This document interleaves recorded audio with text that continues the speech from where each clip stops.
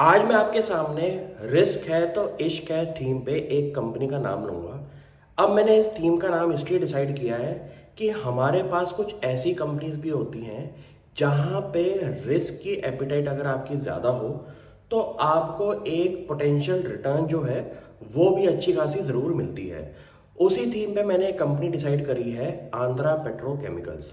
ये हमारी company Andhra sugars plus Andhra की स्टेट गवर्नमेंट से मिलके एक कंपनी फॉर्म हुई थी और कंपनी का कोर बिजनेस है ऑक्सो अल्कोहल मैन्युफैक्चरिंग के अंदर।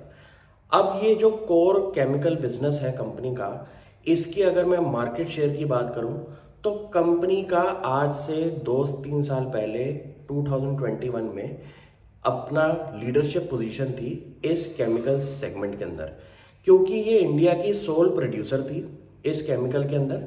और आफ्टर सम टाइम कंपनी के अंदर एक कंपटीशन जो आया इस सेगमेंट के अंदर, वो आया हमारा मार्केट का दिग्गज प्लेयर बीपीसीएल।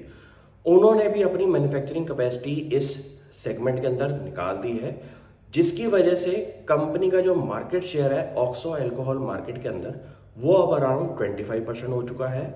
कुछ परसेंटेज का शेयर बीपीसीएल के पास है। और अभी भी इंडिया की अगर डोमेस्टिक डिमांड की मैं बात करूं तो अभी भी इस केमिकल को लेके इंपोर्ट्स होते हैं हमारे इंडिया में। तो आप ये सोचिए कि डिमांड सप्लाई की तो दिक्कत है नहीं इस सेगमेंट के अंदर, स्पेसिफिकली इस केमिकल को लेके। लेकिन प्रॉब्लम इस कंपनी में कहाँ आई कि इन्होंने लॉकडाउन के टाइम पे तो बहुत बढ़िया प्रॉफिटेबिलिटी दिखाई, जब चाइना के अंदर भी लॉकडाउन था और इंडिया में इंपोर्ट्स नहीं आ रहे थे। लेकिन आपने नोटिस किया होगा कि जैसे ही इंडिया ने अपने डोर्स खोले और केमिकल इंडिया से वापस इंडिया आना शुरू हो गए चाइना से, तो ऐसी कुछ सेगमेंट कंपनीज के अंदर प्राइस अरोजन हुआ उनके केमिकल सेगमेंट के अंदर। सेम केस हुआ हमारा आंध्रा पेट्रोकेमिकल्स के साथ कि उनके इस साल की जो प्रॉफिटेबिलिटी है वो बहुत ज़्यादा नेगेटिव परफॉर्मेंस की वजह से कंपनी के नेट प्रॉफिट बहुत तेज़ी से गिरते हुए दिखाई दिए। लेकिन यही एक टाइम होता है आपको एक रिस्की बेट लेने का, जहां पे आपको ये पता हो कि आप जो प्रोड्यूस कर रहे हैं ऑक्सो अल्कोहल, उसकी डिमांड इंडिया में कितनी है, सप्लायर कितने हैं, और अगर इस थीम पे अगर प्राइस रियलाइजेशन फिर से ठीक ठाक लेवल पे आ जाए तो मुझे लगता है कि कंपनी की प्रॉफिटेबिलिटी अच्छी खासी बढ़ जाएगी। और शेयर प्राइस जहां कंपनी की मार्केट कैप अराउंड 1200 करोड़ की थी, इस टाइम 500 करोड़ पे आ चुकी है। तो आप ये सोचिए कि कितनी ज्यादा पिटाई हो चुकी है इस कंपनी के शेयर प्राइस पे। अगर मैं कंपनी की फाइनेंशियल पोजीशन की बात करूं तो कंपनी तकरीबन डेट फ्री है। कंपनी की बुक्स पे बहुत ज्यादा कैश पड़ा हुआ है, जिससे मुझे एक सेफगार्ड पोजीशन दिखती है इस कंपनी के अंदर। और कंपनी ने पिछले साल ये अनाउंस किया है कि वो 400 करोड़ का जो कैपेक्स करेंगे, जो कि इकरा की रिपोर्ट से मुझे पता चला।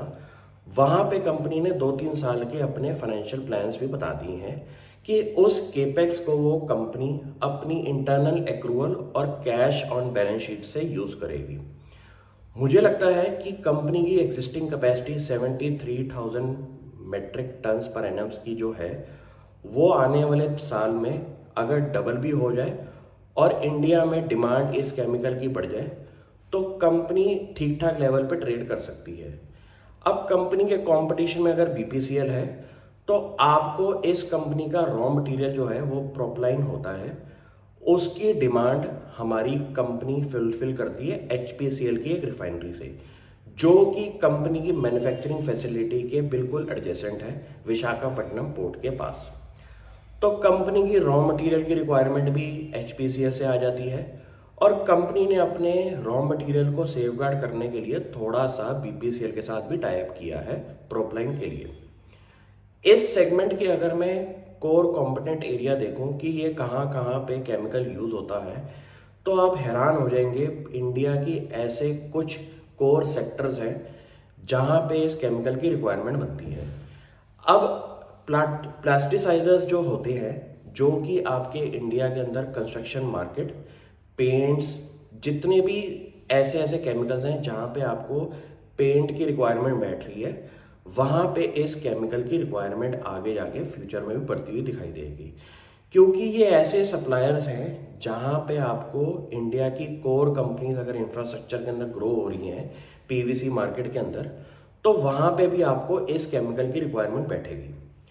अगर आपको इस कंपनी पे मैं अगर अपना व्यू बताऊं, तो मैं भी अपने पोर्टफोलियो के अंदर कुछ ऐसा सेगमेंट रखता हूं जहां पे मैं रिस्की बेट्स लेने को तैयार हो जाता हूं।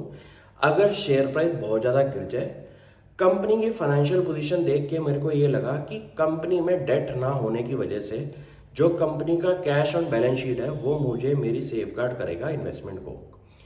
और ऐसी चीज़ देख के अगर मुझे लगे कि इंडिया के अंदर अगर इस केमिकल को लेके आज से 2-3 साल के बाद इंपोर्ट बैन हो जाए, तो कंपनी एक रॉकेट की तरह बढ़ सकती है आने वाले फ्यूचर के अंदर।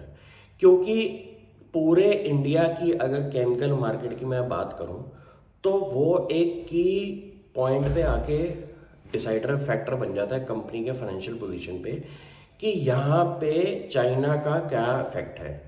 अगर कोई भी केमिकल के अंदर चाइना अपना केमिकल इंडिया में भेजता है, तो वो एक डंपिंग के तौर पे भेजता है, जिसके अंदर उनको प्राइस रियलाइजेशन जो है वो इंडियन कंपटीशन के अंदर काफ़ी ज़्यादा कम मिल जाती है, और वो एक वॉल्यूम केस पे गेम खेलते हैं।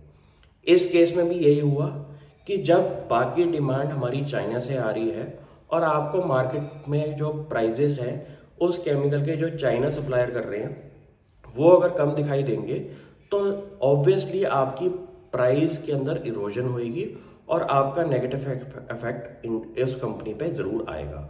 तो ऐसे फैक्टर्स की वजह से इस कंपनी में सबसे बड़ा रिस्क ही हमारा चाइना है। और अगर गवर्नमेंट ऑफ इंडिया इन पे इंपोर्ट बैन या इंपोर्ट ड्यूटी बहुत अच्छे लेवल की लगा दे, तो कंपनी के थोड़े से वैल्यूएशन पे भी इफेक्ट आएगा इसका पॉजिटिव मैनर में। मैं भी इस कंपनी को काफ़ी सालों से ट्रैक कर रहा हूँ, आप भी ट्रैक करें। Thank you.